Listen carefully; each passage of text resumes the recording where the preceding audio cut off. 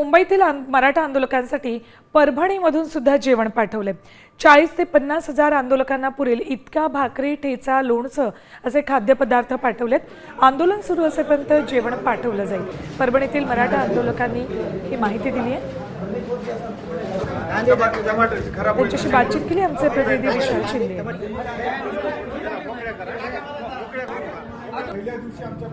लाखोच्या संख्येने मराठा बांधव मुंबईला गेलेले आहेत आणि यात मुंबईला गेलेल्या बांधवांची तिथे खाण्यापिण्याची गैरसोय होत आहे आणि यात गैरसोय होत असल्यामुळे आता परभणीतून या आंदोलकांना अन्न पदार्थ त्या ठिकाणी नेण्यासाठी या ठिकाणी पॅकिंग केली जात आहे।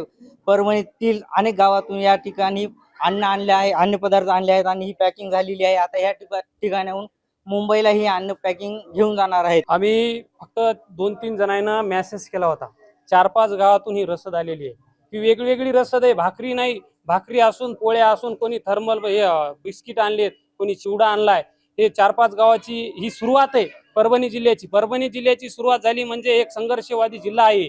ह्या जिल्ह्यातून जे संघर्ष उभा राहिला तर मनोज जरांगे पाटलाला नक्कीच एक सामर्थ्य मिळणार। आम्ही आंदोलनकर्त्याला ऐलान करतो, तुम्ही 1 इंचही मागे येऊ नका। महाराष्ट्र शासन असेल किंवा मुंबई महानगरपालिकेचं प्रशासन असेल, त्या सर्वांना मी तुमच्या माध्यमातून आवाहन करतो, उद्यापासून तुम्हीही ऑफिसला बिना डब्याचे या। तुमच्या घरातल्याही चुली बंद ठेवा, मराठे तुम्हाला पुरून उरतील।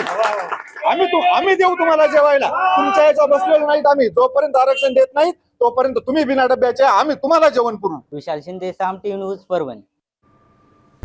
आता isakal.com आहे देशातील नंबर 1 ची मराठी न्यूज वेबसाईट। प्रत्येक अपडेटसाठी isakal.com ला नक्की भेट द्या।